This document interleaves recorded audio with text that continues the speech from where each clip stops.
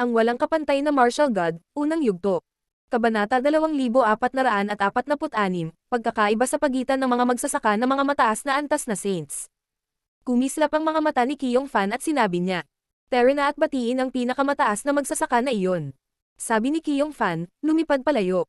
Sinundan siya ng kanyang mga tao. Nais din nilang makita ang Supreme Cultivator na nasa Dayu City. Karaniwan, si Ordinaryo ang pinakamataas na magsasaka ay nasa mabuting kalagayan. Gusto niyang manirahan sa Dayu City. Walang pakialam si Ordinary sa mga laban ng mga shrine. Siya ay kumbinsido na ang mga shrines ay hindi maglalakas loob na salakayin siya. Sa makatuwid, siya ay nagimbita ng maraming luma at bagong mga kaibigan. Pero naiinis si Ordinary dahil seliado na ang Dayu City, kaya malamang na natigil sa labas ang ilang kaibigan niya na inimbitahan niya. Sinisira nito ang kanyang kalooban. Ang mga shrines ay talagang gustong kumilos ng walang kaunting pag-aalinlangan. Hindi lamang nila tinatakan ang Dayu City kundi siniyasat din nila ang buong bayan ng kanilang makajos na kamalayan. At ngayon papalapit na sila sa atin. Malungkot na sabi ni Ordinary. Haha, Master Ordinary, ang mga shrines ay mayabang at hinahamak ang mga tao, dahil sila ang namamahala sa kontinente ng Siyam na Ulap. Anumang bagay na magdulot ng banta sa kanila ay dapat sirain. Napangiti ang isa, ang taong iyon ay mukhang matalim, ang kanyang chi ay makapangyarihan at ang mga gintong ilaw ay kumikislap sa kanyang paligid. Maswerte tayo nakalabas tayo sa malademonyong lugar na iyon. Mayroon kaming mga bundok at ilog at umiinom kami ng alak, iyan ay kahanga-hanga. Nakangiting sabi ng isa, talaga, dapat masaya tayo, kalimutan na natin sila, cheers. Tumiti pabalik si Ordinary. Pagkaraan ng maikling panahon, isang malakas na boses ang tumunog tungkol sa kanila. Kyong Fan mula sa Fire Shrine, nandito ako para batiin ka, kamahalan. Dahil nandito ka, pumasok ka. Walang pakialam na sabi ni Ordinary. Isang grupo ng malalakas na magsasaka ang pumasok, si Kyong Fan ang nangunguna sa grupo. Sinulyapan niya sila, ngumiti, at tumanggo kay Ordinary. Paumanhin sa pag-istorbo sa iyo sa panahon ng iyong piging, kamahalan. Dahil nandito ka, uminom ka sa amin. Walang pakialam na sabi ni Ordinary. Sinulyapan ni Kyong Fan si Ordinary at ang iba pa, itinatago ang kanyang pagkagulat. Bukod sa ordinaryo, may isang magsasaka na kasing lakas niya, at naroon din si Aokanghay. Sige, salamat sa iyong mabuting pakikitungo. Sabi ni Kyong Fan, na naghahanap ng mauupuan. Kinailangan niyang bigyan sila ng kaunting mukha, dahil inistorbo niya sila, pagkatapos ng lahat at ito ay isang sensitibong panahon. Ayaw niyang masaktan ang mga ganoong tao. Wala siyang pakialam na makipag-chat kay Ordinary, na isang Supreme Cultivator. Naroon din si Li Xiao, ngunit ang kanyang katayuan sa lipunan ay medyo mababa, at hindi siya sapat na malakas. Nanatili siya sa malayo, tumingin siya sa paligid at nakita niya ang maraming malalakas na magsasaka. Kapag kaharap ang walang katulad na mga saints, wala siyang masabi, kailangan niyang sumunod kapag nag-uusap sila. Sa sandaling iyon, ang taong hinahanap ng lahat ay nasa singsing ni Li Xiao. Ang espadang ibinigay ni Mo Yu kay Li Xiao ay naliligo sa mga ilaw. Si Lin Feng ay nasa Star World. Ang solusyon na naisip ni Lin Feng ay ang pagsali sa isa sa kanyang mga kaaway, itinatago ang Star World sa isa sa mga singsing ng kanyang mga kaaway. Ang paghahanap sa kanya ay hindi magiging madali doon. Pagkatapos pumunta sa Star World, si Lin Feng ay napunta sa sarili niyang mundo.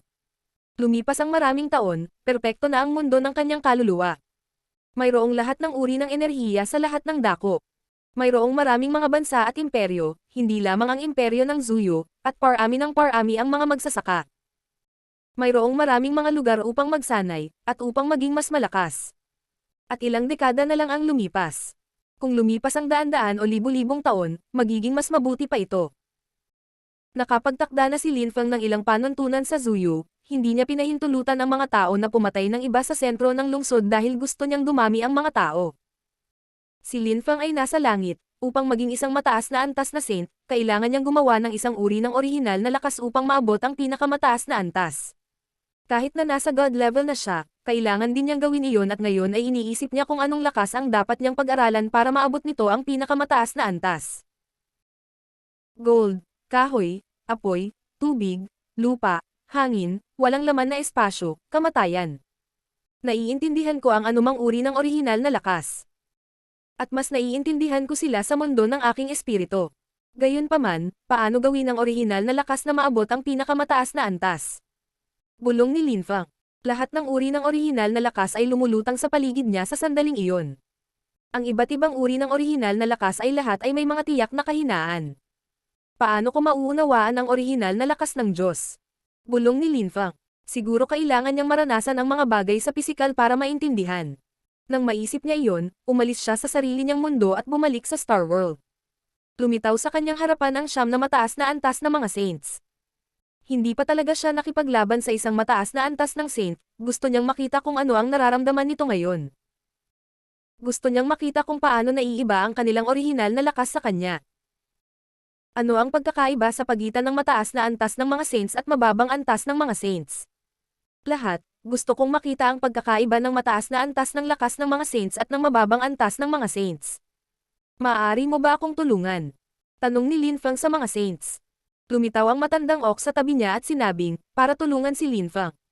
Dahil gusto niyang mag-aral, turuan siya ng magandang aral at ipakita sa kanya kung gaano kakatatag. Hindi maimpluwensyahan ng matandang ox ang walang katulad na bestial saints, ngunit maimpluwensyahan niya ang mga matataas na antas. Ang gintong unggoy ay tumalon. Sige, ipapakita ko sa iyo. Nakikinig ako, Master. Sabi ni Linfang, bumangon sa ere. Lumipad din ang gintong unggoy. Biglang nanigas ang katawan ni Linfang. Isang hindi kapani-paniwalang lakas ng pang-aapi ang pumaligid sa kanya at nagbigay sa kanya ng impresyon na sasabog na siya. Pumisi si Linfang. Nakakakilabot. Gayunpaman, sumulong pa rin siya at inatake ang gintong unggoy gamit ang kanyang espada.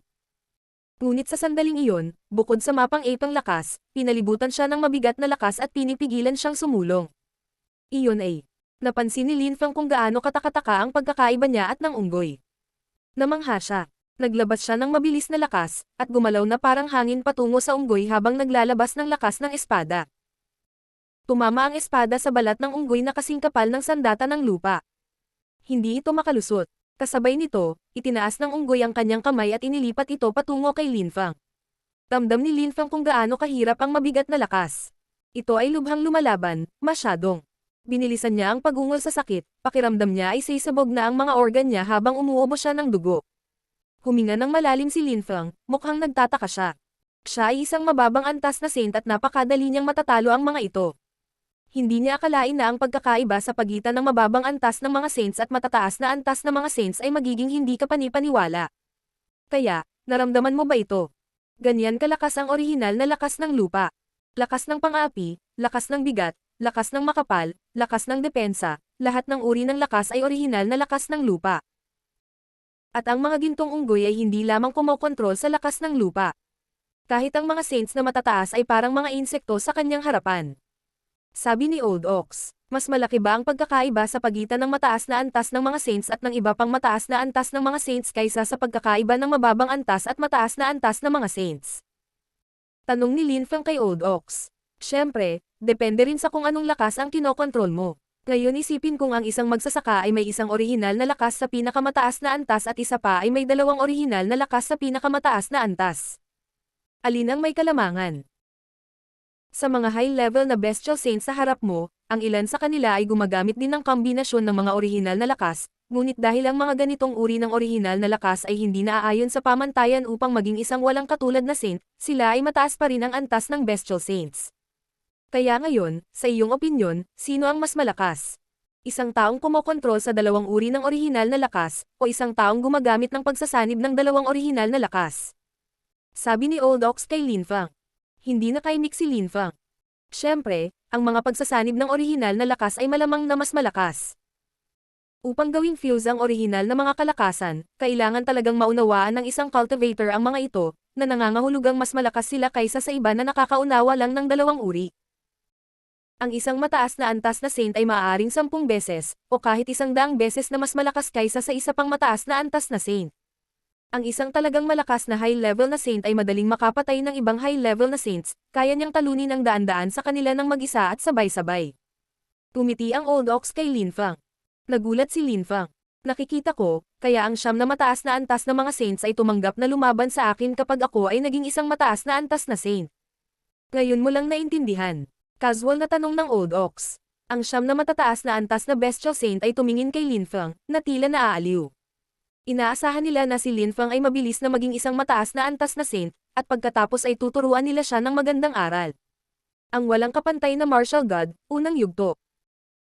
Kabanata 2447, walang kapantay na nakakatakot na Old Ox. Tiningnan ni Lin Fang ang mukha ng siyam na bestial saints at humagalpak ng tawa.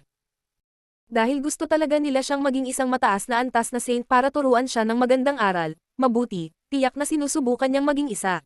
Wala siyang pakialam na makipaglaban sa kanila ng ilang beses para pag-aralan ang orihinal nilang lakas. Ito ay isang bihirang pagkakataon. Bukod pa rito, ang siyam na bestial saints ay mga pambihirang cultivator na may advanced na pag-unawa sa mga energies. Master Ape, gumamit ng ibang uri ng orihinal na lakas para tulungan akong pag-aralan ang mga ito. Sabi ni Lin Fang sa nakangiting gintong unggoy. Nagulat siya pero ngumisi.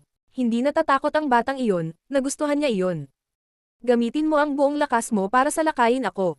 Hindi kailangang matakot, sabi ng ngiting gintong unggoy. Tumanggo si Lin Fang. Isang nakasisilaw na gintong baluti ang lumitaw sa gintong unggoy. Ito ay gintong orihinal na lakas, marahil ay lubhang lumalaban. Itinaas ni Lin Fang ang kanyang sibat at umatake. Ang kanyang sibat ay naging isang light beam at bumagsak sa armor, at lumitaw ang mga kislap. Siyempre, hindi ito makalusot. Kapag ang iyong gintong lakas ay umabot sa pinakamataas na antas, ang iyong depensa ay nagiging hindi ka panipaniwala. Ito ay mas mahusay kaysa sa sandata ng isang saint. Ang mga pag-atake ng ibang tao ay masyadong mahina para makalusot. Siyempre, kung ang lakas ng pagtagos ng isang tao ay sapat na malakas, kung gayon maaari silang tumagos sa aking orihinal na lakas. Sabi ng gintong unggoy kay Lin Fang. Lakas ng penetration. Nagulat si Lin Fang. Talaga. Kung ang iyong mga pag-atake ay napakalakas, bilang isang mababang antas na saint, maaari mong talunin ang mga kaaway. Ngunit kapag ikaw ay isang mataas na antas na saint, ang mga direktang pag-atake ay hindi kasing efficient. Maraming mga mataas na antas na mga saints ang gumagamit ng hindi kapanipaniwalang mga kayamanan, at kahit nawala ang mga ito, ang kanilang pisikal na depensa ay napakalakas din. Kaya ang direktang pag-atake ay nagiging walang silbi. Maaari akong gumawa ng mga sandata gamit ang isang pagsasanib ng lakas ng lupa at ginto, ang ordinaryong mataas na antas ng mga saints ay walang magagawa laban sa akin. Paano ako magsasagawa ng pag-atake na may lakas ng pagtagos?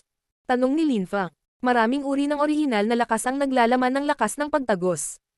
Ang orihinal na lakas ng Earth ay automatikong may isang uri ng lakas ng pagtagos na ipinahayag sa pamamagitan ng mga pulsation. Kapag gumagamit ng walang laman na lakas ng espasyo, ito ay mas hindi kapanipaniwala. Ang mga magsasaka na gumagamit ng walang laman na lakas ng espasyo ay hindi na kailangan pang ipagtanggol ang kanilang sarili.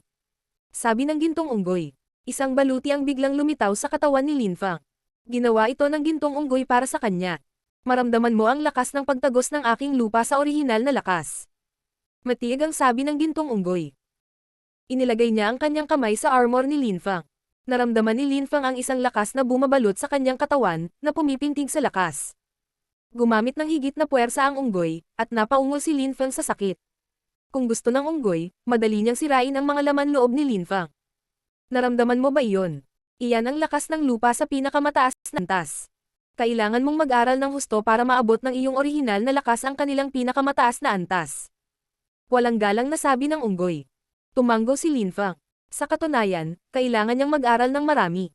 Ang unggoy ay maaaring aktwal na gumamit ng lakas ng lupa upang maging bahagi ng lupa at hindi na kailangang mag-alala tungkol sa pagtatanggol. Kung nauunawaan mo ang walang laman na lakas ng espasyo sa pinakamataas na antas, hindi mo kailangang gumamit ng orihinal na lakas ng lupa. Hindi mo na kailangang mag-alala tungkol sa pagtatanggol. Kapag gumamit ka ng walang laman na lakas para sa pag-atake, ang mga pag-atake ay direktang umaatake sa magsasaka, at hindi sa kanilang depensa. Sabi ng gintong unggoy. Si Lin Fang ay mukhang nag-iisip. Ang isa pang bestial saint ay nagsalita. Sige, ipapakita ko sa iyo kung ano ang hitsura ng orihinal na lakas ng bakanteng espasyo sa pinakamataas na antas. Halika at atakihin mo ako. Tumanggo si Lin Fang. Kumislap ang silweta niya at umatake siya. Itinaas niya ang kanyang sibat at sumalakay, gayunpaman, nang siya ay umatake, ang sibat ay lumitaw sa tabi ng halimaw kahit na hindi siya gumagalaw. Empty space divergence. Si Lin Fang ay namangha. Itinaas niya ang kanyang kaliwang kamay at itinuro ang kanyang daliri sa hayop, ang mga tunog ng pagsipol ay kumalat sa hangin, at ang malalakas na death stamp ay lumipat patungo sa hayop. Gayunpaman, huminto ang pag-atake sa harap ng halimaw at lumitaw sa ibang espasyo. Pagkatapos, itinaas ng halimaw ang kanyang daliri at ang pag-atake ni Lin Fang ay tumabi. Phew! Paano lalaban sa mga ganitong kondisyon? Si Lin Fang ay natulala. Gaya ng inaasahan, ang orihinal na lakas sa pinakamataas na antas ay hindi napakasimple. Nanood ang Old Ox. Lahat sila ay mukhang interesado habang pinapanood si Lin Feng, kumikinang ang kanilang mga mata. Determinado si Lin Feng, nagustuhan nila iyon. Pagkatapos noon, inatake si Lin Feng ng isang ilusyong orihinal na pag-atake ng lakas, wala na siyang naintindihan. Tumalikod siya at huminga ng malalim nang matapos ito. Gaano nakakatakot. Naramdaman mo ang napakaraming uri ng orihinal na lakas sa pinakamataas na antas, ngunit iba ang pag-unawa sa orihinal na lakas at pag-abot sa pinakamataas na antas nito. At ang paggawa nito sa maikling panahon ay imposible. Sabi ng isang bestial saint kay Lin Feng. Nanigas ang mukha ni Lin Feng. Ito ay totoo. Siya ay nag-eksperimento ng maraming ngunit ang pag-unawa sa orihinal na lakas ay isa pang kwento, gaano kahirap. Nagkaroon ba siya ng sapat na oras? Kung ang Old Ox ay handang tumulong sa iyo, makakapagtipid siya sa iyo ng maraming oras. Sabi ng bestial saint. Nagulat si Lin Feng. Master Ox, umasa kang tutulungan namin siya, bakit hindi mo siya tulungan? Mas matutulungan mo siya kaysa sa amin. Sabi ng bestial saint sa Old Ox. Matagal na akong hindi umaatake, nakalimutan ko kung paano umatake. Walang pakialam na sabi ng Old Ox. Alam kong pinasumpakan ng ating guro na wala kang gagawin maliban kung ang bagong master ay umabot sa isang tiyak na antas. Pero hindi mo naman kailangan na lumaban, umatake, o kung ano paman para matulungan siya. Nakangiting sabi ng cultivator na iyon. Hindi maintindihan ni Lin Feng. Ang alam lang niya ay ang Old Ox ang namamahala ng mundong iyon. Maaari siyang pumunta saan man sa mundong ito, tulad ni Lin Feng. Siya ay may mga pribilehiyo sa mundong ito, marahil ay higit pa kay Lin Feng. Munting bata, alam mo kung anong uri ng lakas ang kinokontrol ni Master Ox? Hindi ko alam. Sabi ni Lin Feng, umiling-iling. Siya ay kumbinsido na ang Old Ox ay napakalakas, ngunit hindi niya alam kung gaano kalakas. Sa pagkakaalam ko, 4 sa original strengths niya ang umabot sa maximum level at pinagsama-sama na niya. Hindi mo maiisip kung gaano siya kalakas.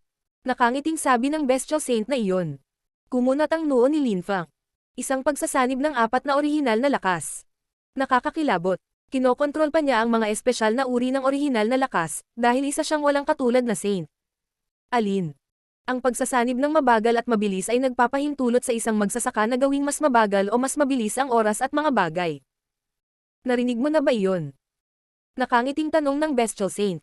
Tumanggo si Lin Feng. Meron. Sa lakas ng walang laman na espasyo sa pinakamataas na antas, ang isang magsasaka ay maaari ring baguhin ang oras at espasyo. Paliwanag ng bestial saint. Nagulat si Lin Feng at tumingin sa matandang ox. Master Ox, maaari mong baguhin ang bilis kung kailan lumilipas ang oras. Ang Old Ox ay nanatiling tahimik, ngunit tumanggo. Inamin niyang kaya niya. Gaano kalakas? Ang mabagal at mabilis na lakas ay talagang magagawa iyon. Hindi ka panipaniwala. Natuwa si Lin Feng. Kinokontrol ng Old Ox ang walang laman na orihinal na lakas sa pinakamataas na antas. Nangangahulugan ito na maaari niyang gawing mas mabagal o mas mabilis ang oras kaysa sa ibang mga lugar. Pakiusap tulungan mo ako, tanong ni Lin Feng sa Old Ox. Kumikislap ang mga mata ng bestial saints. Nais nilang makita ang hindi kapani-paniwalang pamamaraan ng Old Ox, dahil ang pagpapabilis o pagpapabagal ng oras ay isang bagay na hindi kapani-paniwalang makita. Mapag-aaralan din nila ito. Sa makatuwid, sinubukan nilang tulungan si Lin Feng. Sige, gagawin ko, sabi ng Old Ox. Naglabas siya ng isang misteryosong uri ng lakas, na pumuno sa hangin. Biglang nagkaroon ng kakaibang sensasyon si Lin Feng, ngunit hindi niya mailarawan kung ano ang pakiramdam. Itinaas niya ang kanyang mga braso. Hindi siya gumagalaw ng mas mabilis o mas mabagal, hindi ito tulad ng mabilis o mabagal na lakas, ito ay lubhang kakaiba. Ang bilis ng paglipas ng panahon ngayon ay nagbago na. Paprotektahan kita mula sa labas. Isang araw sa labas ng mundo ay parang isang dosenang araw dito. Sabi ng matandang ox kay Lin Feng at sa iba pa. Nag-aral kami ng aking master ng ganitong uri ng lakas sa Ganges time. Kapag nanatili ka roon ng maraming taon at lumabas, napagtanto mong 2 araw na lang ang lumipas sa labas ng mundo, ngunit wala kang nararamdamang kakaiba doon. Nagtitipid ka lang ng oras. Oras ng Ganges. Mukhang nagulat si Lin Feng. Ang Old Ox at ang Diyos ay nakarating na sa Ganges time, at sila ay nakalabas na ligtas at maayos. Ang Ganges time ay isang ipinagbabawal na teritoryo. Ilang iba pang mga tao ay nakalabas din ng ligtas at maayos. May isang alamat sa kontinente ng Siyam na Ulap, kung saan ang ilang mga tao ay pumunta sa Ganges time at nang sila ay lumabas, sila ay matanda na at malapit na silang mamatay. Kaya pala, kung ang oras ay lumipas ng napakabilis sa loob, lahat ay posible. Habang nagsasanay si Linfeng ng cultivation kasama ang mga high-level na saints, dumating ang malalakas na cultivator ng Fortune Shrine sa Empty Space Shrine. Isang walang laman na palasyo ang lumulutang sa harapan nila. Mukha silang galit na galit at determinado. Ganyan talaga naging pasabog ang sitwasyon sa kontinente ng Siyam na Ulap. Ang walang kapantay na martial god, unang yugto. Kabanata 2448. Magulong labanan ang mga shrines ay ang pinakamakapangyarihang grupo sa kontinente ng Siyam na Ulap. Hindi nila kailangang protektahan ang kanilang sarili dahil walang nang ahas na salakayin sila sa normal na panahon. Gayunpaman, sa mga oras ng kaguluhan, ang mga bagay ay naiiba at walang sino man ang maaaring mauna sa isang mundo na lulubog sa kaguluhan. Nang mapunta ang malalakas na cultivator ng Fortune Shrine sa Empty Space Shrine, nayanig ang buong Empty Space Shrine. Ang ilang hindi kapani-paniwalang malalakas na magsasaka ay nasa Empty Space Shrine para parusahan sila. Sa napakaikling panahon, sunod-sunod na bumagsak ang mga bangkay mula sa langit. Isang nakakatakot na chi ang pumuno sa hangin. Naramdaman ng lahat ang pressure. 5 tao ang lumitaw sa kalangitan sa itaas ng Empty Space Shrine. Nagmistulang Diyos ang 5 taong iyon, lalo na ang may hawak na cetro kung saan lumabas ang mga ilaw ng tadhana. Mukha siyang Diyos na makapangyarihan sa lahat. Fortune Shrine, ano ang ibig sabihin nito? Malamig na tanong ng isang tao sa sandaling iyon. Napuno ng malamig na enerhiya ang hangin. Ginamit ng Empty Space Shrine ang Celestial Silang Map para siliuhan ang Dayu City at salakayin ang mga disipulo ng Fortune Shrine. Halatang hindi tayo pwedeng tumabi at manood, diba? Kaya sumama kami sa Scepter of Destiny. Mahinahong sabi ng malakas na magsasaka sa gitna. Mukhang galit na galit ang malalakas na cultivator ng Empty Space Shrine. Maraming tao ang nanginginig sa takot. Ang Empty Space Shrine ay lumubog sa kaguluhan at takot. Ang Scepter of Destiny ay isang mahalagang bagay na kapareho ng antas ng Celestial Silang Map. Maaaring ay seal ng Celestial Silang Map ang Heaven and Earth, ang Scepter of Destiny ay naglalaman ng Destiny Heavenly Destruction Technique. Lahat ay mapag-usapan, sabi ng isang malakas na tagapagsaka ng Empty Space Shrine sa nanginginig na boses. Dumating ang 5 walang kapantay na saints ng Fortune Shrine na may dalang Scepter of Destiny, mga baliw lang sila. Noong tinatakan mo ang Dayu City, hindi mo kami tinanong kung gusto naming mag-usap. Malamig na sabi ng isang malakas na tagapagsaka ng Fortune Shrine. Ang mundo ay lumubog sa kaguluhan. Lahat ay pinapayagan. Dahil ginamit mo ang Celestial Silang Map, gumagamit kami ng katulad na sandata at ang walang katulad na mga saints ay maaari ding umatake, wala ng mga patakaran. Pagkatapos noon, itinaas niya ang kanyang kamay at inihagis ang Scepter of Destiny. Lumutang ito sa hangin at lumitaw ang mga ilaw ng tadhana sa paligid ng Empty Space Shrine. Pakiramdam ang lakas ng Destiny. Malamig na sabi ng isang malakas na nagsasaka ng Fortune Shrine. Binalot ng Destiny Lights ang Empty Space Shrine. Ang nakakatakot na lakas ng tadhana ay patuloy na gumugulong sa mga alon sa paligid. Hindi. Galit na sigaw ng isang tao. Ang Empty Space Shrine ay talagang lulubog sa kaguluhan. Nakakabaliw ang Fortune Shrine. Nagpasya silang direktang atakihin ang Empty Space Shrine. Dumating sila dala ang Scepter of Destiny at ang Empty Space Shrine ay walang Celestial Silang Map para protektahan ang kanilang sarili. Seal. Malamig na sabi ng isang tao. Agad na lumitaw ang ilang mga gintong ilaw at kumislap. Tinatakan nila ang buong shrine. Gayunpaman, malamig na ngumiti ang walang katulad na mga saints ng Fortune Shrine. Ang isa sa kanila ay nagtaas ng kanyang kamay sa itaas ng kanyang ulo at ang lakas ng Celestial Star ay lumitaw sa kalangitan at naging isang cosmic rain. Nagsimulang bumagsak ang mga naglalakihang meteorite mula sa langit, bumagsak sa mga gintong ilaw, at sinira ang mga ito. Nag-flash ang mga ilaw, dumaong ang malalakas na cultivator sa harap ng malalakas na cultivator ng Fortune Shrine. Ang espasyo ay naging pangit, lumitaw ang isang puyo ng tubig at nagsimulang sumipsip ng malalakas na magsasaka ng Fortune Shrine. Malamig na ngumiti ang ilang mga saints at pasimpleng naghiwa-hiwalay. Pakipot. Malamig na sabi ng isang malakas na nagsasaka ng Empty Space Shrine. Ang isang Saint of the Fortune Shrine ay nagkaroon ng sensasyon na para siyang nakulong sa gumagalaw na buhangin. Ang espasyo sa paligid niya ay tinatakan. Ang malakas na cultivator ng Empty Space Shrine pagkatapos ay nag-teleport sa kanyang sarili at muling nagpakita sa tabi ng malalakas na cultivator ng Fortune Shrine, itinaas niya ang kanyang daliri at ang espasyo sa kanyang paligid ay kumaluskos. Galit na sumigaw at umatake ang malalakas na magsasaka ng Fortune Shrine. Patuloy ang pagkaluskos ng kapaligiran. Ang walang katulad na mga saints ng Fortune Shrine ay naging mga light beam. Ang malalakas na cultivator ng Empty Space Shrine ay hindi nakakaramdam ng relax. Isang misteryosong lakas ang nakapaligid sa malakas na tagapagsaka ng Empty Space Shrine. Pahinga. Galit na sigaw ng malakas na magsasaka na iyon. Sumabog ang kanyang katawan at naging milyon-milyong piraso bago naglaho. Sa kabilang banda, nagkaroon ng nakakatakot na labanan. Ang katawan ng walang katulad na Empty Space Shrine Saint na kagagaling lang ay sumabog muli doon. Kasabay nito, muling lumitaw ang walang katulad na mga saint ng Fortune Shrine, kumikilos ng magkakasama sa perpektong pagkakaisa. Sa antas ng paglilinang na iyon, ang mga labanan ay hindi maisip na kamanghamanghang. Gayunpaman, ang espasyo ay hindi selyado. Muling kumislap ang Scepter of Destiny. Ang malalakas na magsasaka ng Empty Space Shrine ay nakamamatay na mapatla at nanginginig. Ang sinaunang Scepter of Destiny ay isang nakamamatay na sandata. Maaari itong lumabag sa mga batas ng pisika at pumatay ng mga tao. Marami sa pinakamalakas na magsasaka ng Empty Space Shrine ng sunod-sunod na bumagsak mula sa langit. Ibalik ang Celestial Silang Map. Sigaw ng isang tao. Sa sandaling iyon, sa Dayu City, si Kiyong Fan ay naka-cross-legged at biglang hinayla ang mahabang mukha. Namutla ang mukha niya. Kiyong Fan, ang Fortune Shrine ay dumating sa aming shrine na may Scepter of Destiny. Kailangan ko ang Celestial Silang Map para makabalik. Sigaw ng isang tao na paputok. Ang boses na iyon ay umalangaw sa lahat ng dako sa Dayu City. Sa sandaling iyon, itinaas ng mga tao sa Dayu City ang kanilang mga ulo at tumingin sa langit, ito ay umaalon. Nanginginig ang lahat. Napunta ang Fortune Shrine sa Empty Space Shrine na may Scepter of Destiny. Paano hindi ka panipaniwala? Dadalhin ba nito ang mga salungatan sa susunod na antas? Hindi. Nais ng Fortune Shrine na protektahan si Lin Feng sa lahat ng bagay. Ibig sabihin, tiyak na nasa Dayu City siya, bukod pa, masisiguro na natin na siya ay isang ipinagbabawal na tao. Sagot ni Kiyong Fan, hindi nila maaaring hayaang mabuhay si Lin Feng. Nababaliw na ang Fortune Shrine dahil sa kanya. Gusto nilang ibalik ng Empty Space Shrine ang Celestial Silang Map. Hindi tayo makakalaban sa lahat ng larangan. Sabi ulit ng boses sa langit.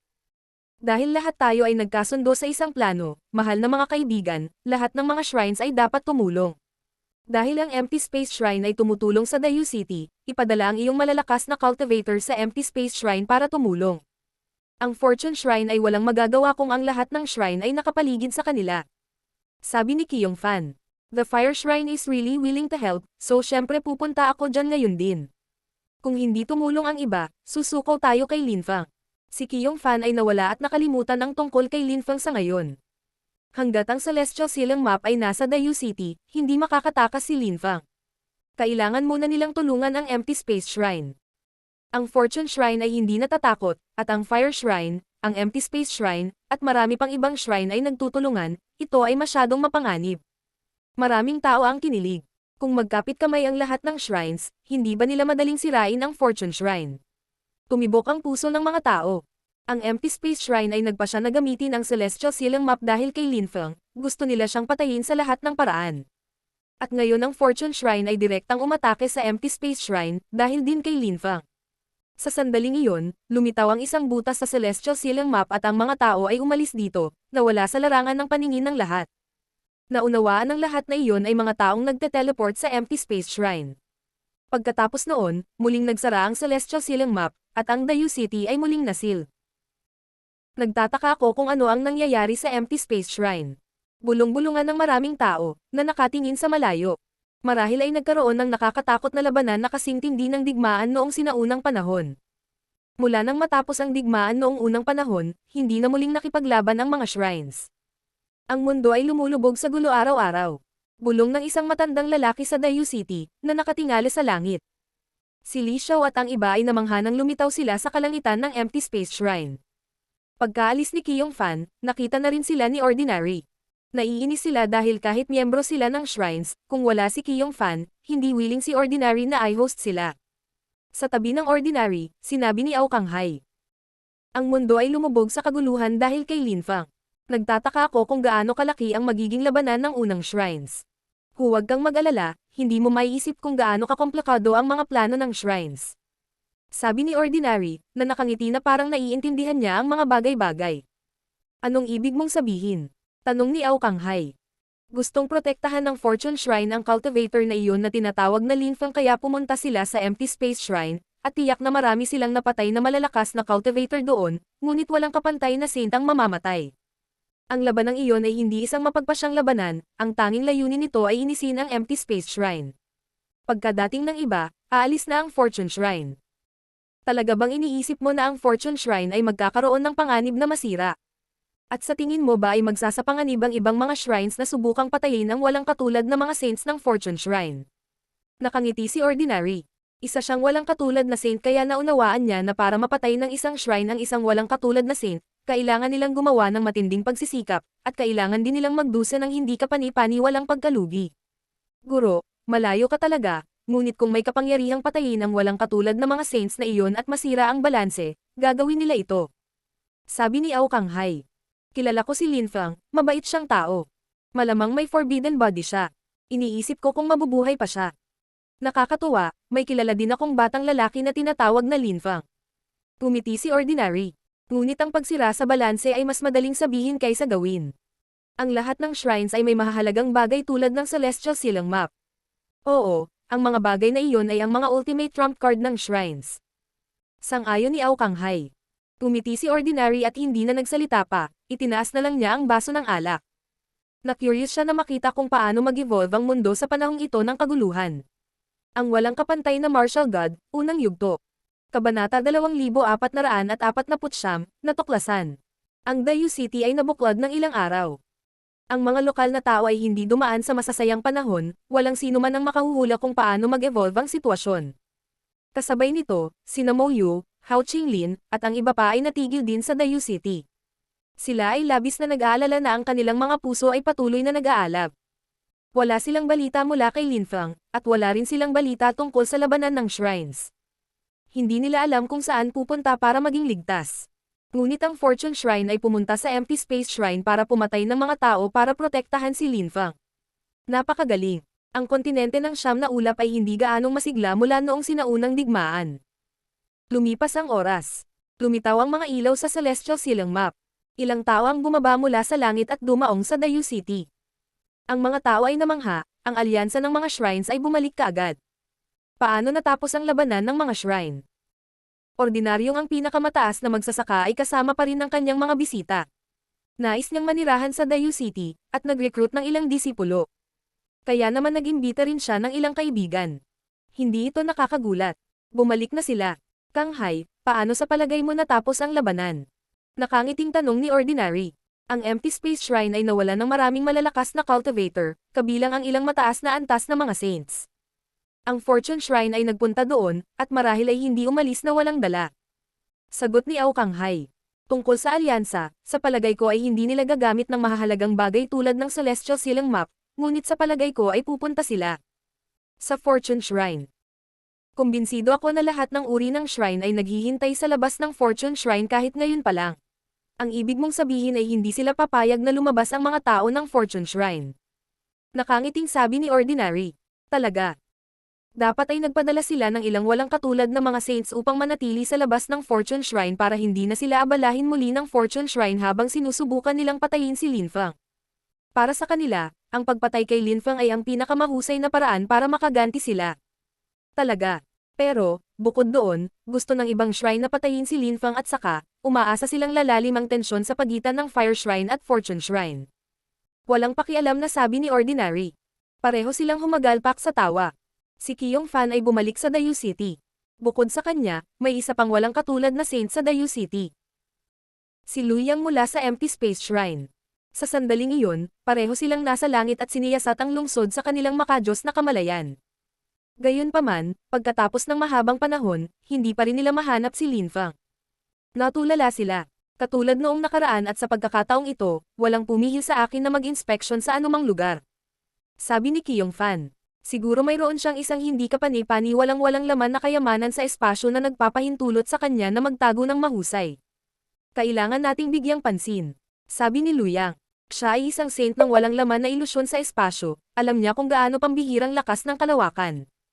Oo, baka kailangan nating sirain ang mga singsing ng mga tao. Sabi ni Kiyong Fan. Ang pagsira sa mga singsing ng mga tao ay isa sa pinakamasamang bagay na maaaring gawin ng mga magsasaka sa buhay, ngunit wala silang pakialam. Gawin natin. Sabi ng dalawang tao, na nakapikit. Ang kanilang nakakatakot na makadiyos na kamalayan ay bomb alert sa buong lungsod. Ang makajos na kamalayan ni Qiyong Fan ay naging isang fire owl at ang makajos na kamalayan ni Lu Yang ay naging isang walang laman na espada sa kalawakan. Sinimulan nilang sirain ang mga selyo ng singsing ng mga tao at sirain ang mga ito. Sa sandaling iyon, may humila ng mahabang mukha sa Dayu City. Naramdaman niya na ang selyo ng kanyang singsing ay nabasag at ang makajos na kamalayan ng isang tao ay tumatagos dito. Ang malakas na magsasaka na iyon ay madaling masira ang selyo ng kanyang singsing. Sila na, nang maisip niya ang mga shrines, hinatak niya ang isang mahabang mukha. Ang mga singsing ng mga tao ay naglalaman ng mga mahalagang kayamanan. Ito ay labag sa lahat ng mga patakaran sa mundo ng paglilinang. Ito ay isang kalapastanganan, ngunit ngayon, ang mga taong iyon ay nang-ahas na basagi ng kanilang mga ringsil. Napakabilis, maraming malalakas na magsasaka ang nakadama na ang mga selyo ng kanilang mga singsing ay nasira. Galit na galit sila, ngunit wala silang magawa. Nakakahiya at nakakagalit. Nang-ahas ang mga shrine na gawin ang lahat para mahanap si Lin Feng. Gayunpaman, maraming tao sa Dayu City, at ang pag-inspeksyon sa mga singsing ng mga tao ay mas komplikado kaysa sa pag-inspeksyon sa lungsod ng may makajos na kamalayan. Nakasalubong din ni Lu Yang at Qiyong Fan ang mga high-level na saint na nagsilid ng maayos sa kanilang mga singsing, kaya nahirapan sina Lu Yang at Qiyong Fan. Kinailangan nilang makipag-usap sa mga sainit sa telepathically at hilingin sa kanila na ipakita ang kanilang mga singsing upang gawing simple ang mga bagay. Tinanggap nila dahil natatakot silang papatayin sila ni Lu Yang at Qiyong Fan kung hindi. Ang dalawang walang katulad na saints ay nag-inspection sa mga singsing ng mga tao sa loob ng 20 araw, ngunit hindi nila nakita si Lin Feng. Anong nangyayari ngayon? Hindi kaya nakatakas siya sa Dayu City? Sabi ni Qiyong Fan. Imposible. Walang sino man ang makakatakas sa Celestial Silang Map. Sagot ni Lu Yang. Hindi ba natin inalis ang isang tao? Tanging ang aming mga tao at ordinaryo at ang kanyang mga kaibigan. Sagot ni Qiyong Fan. Una, suriin natin ang mga singsing ng ating mga tao at pagkatapos ay babalik tayo at tingnan ang ordinaryo. Sabi ni Lu Yang. Tumanggo si Qiyong Fan. Walang may tago sa kanila ang sarili nilang mga tao. Ininspeksyon nila ang Fire Shrine at ang malalakas na cultivator, ring ng Empty Space Shrine. Karamihan sa mga tao ay hinahayaan silang suriin ang kanilang mga singsing nang hindi nagpoprotesta. Ngunit wala silang nahanap. Kung mayroon siyang bakanteng kayamanan sa espasyo, tiyak na mahahanap natin siya. Kaya parang kasama niya si Ordinary. Walang pakialam na sabi ni Lu Yang. Tumanggo silang dalawa at lumipad. Makalipas ang maikling panahon, nakarating na sila sa tinitirhan ni Ordinary. Bakit ka bumalik? Ang Dayu City ay seliado kaya ang iba sa mga kaibigan ko ay natigil dito, at ang iba ay hindi makakapasok. Isang buwan na ang nakalipas. Malamig na sabi ni Ordinary. Nainas ang mga tao ng Dayu City, ang Dayu City ay nabuklod ng Celestial Silang Map sa loob ng isang buwan. Brother Ordinary, huwag kang magalit, wala tayong alternatibo. Tumiti si Qiyong Fan. Bumalik kami kasi nag-inspeksyon kami sa buong syudad at hindi namin nakita ang hinahanap namin, kaya naisip namin na baka nandito siya. Brother Ordinary, maaari ba nating suriin ng maayos ang lugar? Ininspeksyon mo na ang lugar gamit ang iyong makajos na kamalayan. Malamig na sabi ni Ordinary. Kailangan nating suriin ang mga singsing ng mga tao. Sagot ni Qiyong Fan. Lahat ay namangha. Walang gustong hayaan siyang suriin ang kanilang mga singsing. Bukod sa iyo, lahat ng tao dito ay kaibigan ko, lahat sila ay bisita ko, at hindi ko hahayaang ipahiya sila ng sinuman. Sana maintindihan mo, sabi ni Ordinary, malamig na nakatitig kay Qiyong Fan. Pareho silang malamig na nagkatitagan. Si Ordinary ay isang pinakamataas na magsasaka. Kung magbibigay siya ng paraan, mawawalan siya ng mukha. Paano kung kailangan talaga nating suriin ang mga singsing mo? Tanong ni Lu Yang. Subukan mo at makikita mo. Malamig na sagot ni Ordinary. Nanatiling tahimik si Lu Yang ng ilang segundo at sinabi kay Ordinary. Wala kaming pagpipilian kundi saktan ka ngayon. Inilabas niya ang kanyang makajos na kamalayan at nagsimulang mag-inspection, pagkatapos ay sinabi kay Qiyong Fan. Pumunta ka at siyasatin ang aming mga tao. Hindi nila na-inspeksyon ang lahat ng singsing ng kanilang mga tao. Hindi pa na-inspect ang mga singsing ng mga dumating noong nakaraan at nandoon pa. Sige. Tumanggo si Qiyong Fan. Hindi nila gustong masaktan si Ordinary, ngunit wala silang pagpipilian. Sa Star World, mahigit 1 taon nang nagsasanay si Lin Feng sa paglilinang. Hindi pa nawala ang Old Ox. Iba rin ang ginawa niyang paglipas ng oras para kay Lin Feng, para makatipid ng oras. Sa taong iyon, si Lin Feng ay nagsasanay ng husto sa paglilinang. Nakipaglaban siya sa mga Bestial Saints, nag-aral siya, nag-practice mag-isa, at kapag hindi niya maintindihan, nagtanong siya. Ang Bestial Saints at Lin Feng ay dahan-daang naging magkaibigan. Nagustuhan nila ang mga taong tulad ni Linfang. Alam ni Linfang na hindi siya maaaring maging masyadong sakang. Kailangan niyang umunlad ng hakbang-hakbang. Kailangan niyang umunlad sa isang uri ng orihinal na lakas, at pinili niya ang orihinal na lakas ng lupa. Naka-cross-legged si Linfang. Siya ay mahinahon na nag-aaral ng mga pulsation ng lakas ng lupa.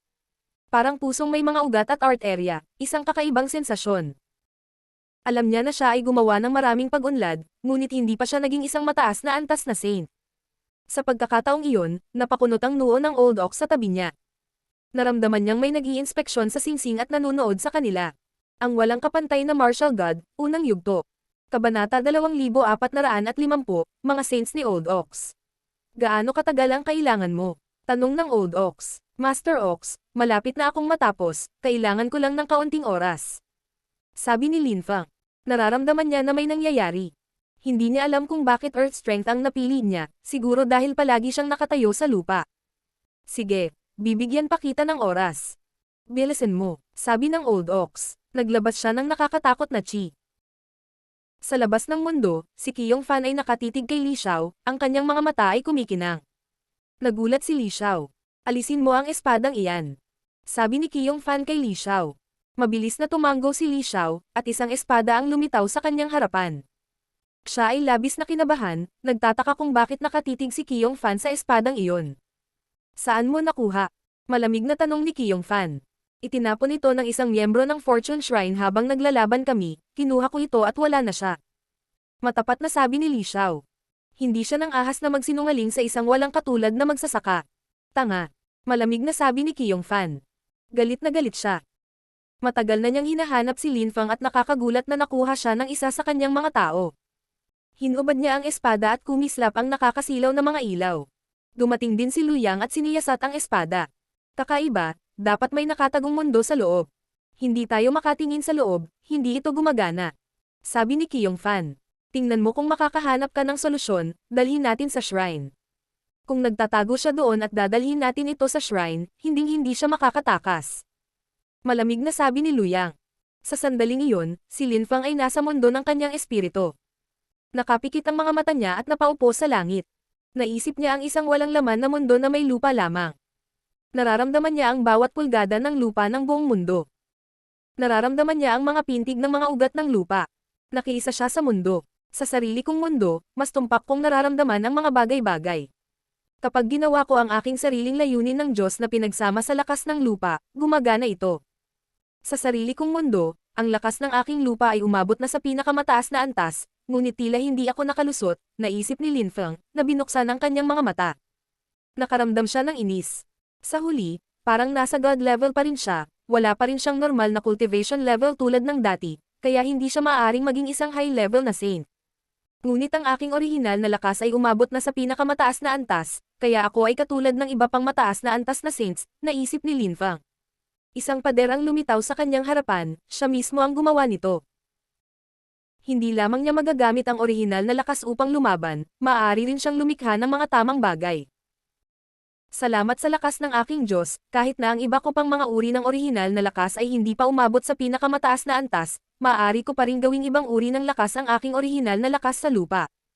Advantage iyon, ngunit hindi pa rin sapat, at sa huli, nananatili itong lakas ng lupa. Kapag ang iba ko pang uri ng orihinal na lakas ay umabot sa pinakamataas na antas, magagawa kong sirain ang mga mataas na antas ng mga saints, naisip niya. Bumalik siya sa Star World at dumating sa harap ng tatlong walang katulad na bestial saints. Mga master, ang aking orihinal na lakas sa lupa ay umabot na sa pinakamataas na antas, ngunit dahil sa aking kakaibang katawan, hindi ako maaaring maging isang mataas na antas na saints. Iminulat ng isa sa kanila ang kanyang mga mata at sinabi kay Linfang. Ilabas ang iyong orihinal na lakas at ipakita sa akin. Tumango si Linfang, pagkatapos ay inilabas niya ang orihinal na lakas ng lupa. Sumabog ang lakas ng lupa sa hangin, binura nito ang langit at tinakpan ang lupa. Lumipat ito patungo sa walang katulad na bestial saint. Mabangis siyang tumingin habang kinamayan niya ito at agad na winasak. Talagang umabot na sa pinakamataas na antas. Sasama ako sa iyo. Tumango ang walang katulad na bestial saint. Sinubukan ni Qiyong Fan at Luyang ang lahat ng kanilang makakaya upang siyasatin ang espada, ngunit walang gumana. Napakagandang kayamanan. Maaari nating subukan at selyuhan ito ng Celestial Sealing Map para maibalik ito sa mga shrines. Hindi na kailangan. Sabi ng isang boses sa sandaling iyon. Natigilan si Kiyong Fan, pagkatapos ay lumabas ang dalawang tao mula sa mahalagang bagay, na nawala. Kumunat ang noo nila, nakakapagtago talaga ng tao ang item na iyon. Ibang mundo talaga.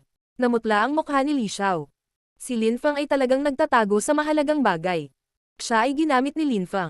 Mahigit isang buwan na siyang hinahanap ng dalawang walang katulad na saints. Malamig silang tiningnan ni Kiyong Fan. Nakapagtataka, si Lin Fang ay kasama ng isang walang katulad na saint. Magandang bata, sabi ni Ao Kanghai. Kumikislap ang kanyang mga mata habang masayang nakangiti.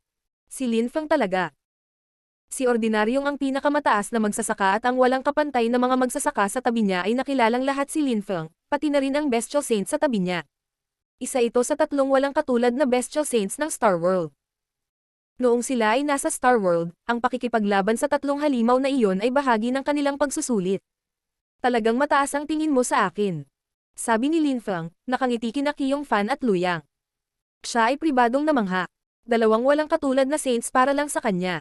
Biglang, isang nakasisilaw na liwanag ang bumungad sa kalangitan, ang espasyo sa paligid ni Lin Fang ay kumikislap, at siya ay nawala. Gaano kabilis. Napakunot ang noo ng mga tao sa paligid. Paano hindi ka panipaniwala? Ito ay isang mabilis na pag-atake at ang kabilang panig ay mabilis ding nag-react. Ilang saglit bago, inatake ni Luyang si Lin Fang, maaari niya itong mapatay kaagad ngunit isa sa kanyang mga kaalyado ang nag-teleport sa kanya sa tabi ni Ordinary at sa iba pa. Pwede din ba akong uminom ng baso? Tanong ng Bestial Saint, na nakangiti kay Ordinary. Tumiti si Ordinary at sinabing, si Lin Fang ay ang aking munting kaibigan, syempre maaari kang makipagsalamuha sa amin. Umupo ka. Pagkatapos, tumingin siya kina Luyang at Kiyong Fan at sinabing, tapos ka na bang gumawa ng gulo dito? Brother Ordinary, ito ang negosyo ng shrines, mangyaring huwag makisali. Sabi ni Kiyong Fan. Pilit mong sinubukang inspeksyonin ang mga singsing natin, pinahiya mo ako, at sa huli, tinulungan siya ng isa mong lalaki na magtago, katawa-tawa ka. Si Lin Fang ang kaibigan at bisita namin ngayon, pwede mo siyang kausapin sa susunod, kapag hindi ko siya bisita. Malamig na sabi ni Ordinary. Hindi kita pinapaalis. Sigurado ka bang gusto mong makisali? Malamig na tanong ni Kiyong Fan. Isinasaalang-alang mo ang lahat ng iba sa ilalim ng iyong pansin, hindi ba? Nakangiti si Ordinary. Ang kanyang mga mata ay tila malamig sa yelo. Walang sino man ang nagbanta sa kanya at nabuhay. Tulungan mo akong bantayan siya. Sabi ng Bestial Saint kay Ordinary. Naglaban na si Ordinary at ang Bestial Saint, alam niya kung gaano kalakas si Ordinary, kaya ganap na kayang alagaan ni Ordinary si Lin Fang. Walang problema. Madaling sagot ni Ordinary. Matagal na akong lumaban ng totoo. Ang sarap magsanay ulit. Casual na sabi ng Bestial Saint. Tumingin siya sa walang katulad na saint sa tabi ni Lin Fang, na isa rin sa apat na Supreme Cultivator na nakaharap sa matandang Ox noong mga araw kasama si Lin Fang, si Saleng ang Supreme Cultivator. Ano ang gusto mong gawin? Si Lin Fang ay isang maliit na kaibigan ko rin. Tamang-tama, ngayon ay magkakaroon tayo ng pagkakataong magsanay. Nakangiting sabi ni Saleng. Sabay silang tumingin kina Kiyong Fan at Luyang, at isang hindi kapani-paniwalang lakas ang lumitaw. Hindi ako naniniwala na mapoprotektahan mo siya. Sabi ni Luyang, na nagpakawala ng walang laman na lakas ng espasyo. Isa rin siyang walang katulad na saint, sino ang makakapagprotekta kay Lin Fang laban sa kanya? Siya ay kumislap pasulong at nawala. Pagkaraan ng ilang segundo, naramdaman ni Lin Fang ang panganib. Gayunpaman, sa parehong oras, isang hindi kapani-paniwalang lakas ng lupa ang pumaligid sa kanya at siya ay nawala. Nasa lupa siya at nang muling lumitaw, dinala siya ni ordinaryong pinakamataas na magsasaka sa itaas ng hangin. Ginagamit ni kapatid na ordinaryo ang mga pintig ng mundo, kaya malinaw na nadaraman niya kung ano ang ginagawa ng ibang tao mula nang lumipat sila sa mundo. Ngayon ay inaalis na niya ako, naisip ni Lin Fang. Sa sandaling iyon, ang walang katulad na Bestial Saint ay lumitaw sa harap ni Luyang at tinitigan siya. Sa mga mata ni Luyang, maraming silweta ng Bestial Saint ang lumitaw. Nagulat si Luyang dahil hindi niya makilala kung alin ang tunay. Mamatay. Sabi ni Luyang, na iniunat ang kanyang kamay. Isang malakas na hangin ang nagsimulang umihip at tanggayan ang lahat. Gayunpaman, ang bakanteng espasyo ay kumalat ang malakas na hangin nang makarating ito sa Bestial Saint, at pagkatapos ay ang kanyang maraming silweta ay umusad.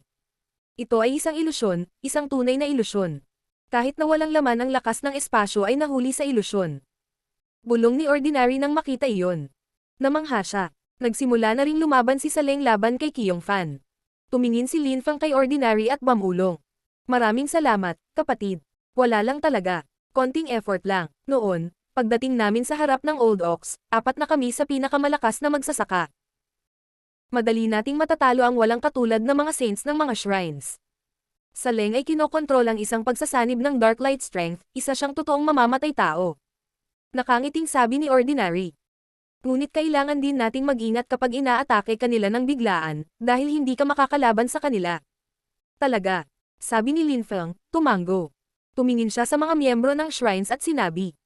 Pero gusto talaga akong patayin ng mga taong iyon, kaya kailangan kong turuan sila ng magandang leksyon. Nagulat ang mga miyembro ng shrine. Gusto ni Lin Feng na labanan sila. Ang mga miyembro ng shrines ay tumingin sa kanya na may pagpatay sa kanilang mga mata. Binaril ni Lin Feng ang iba pang miyembro ng shrines.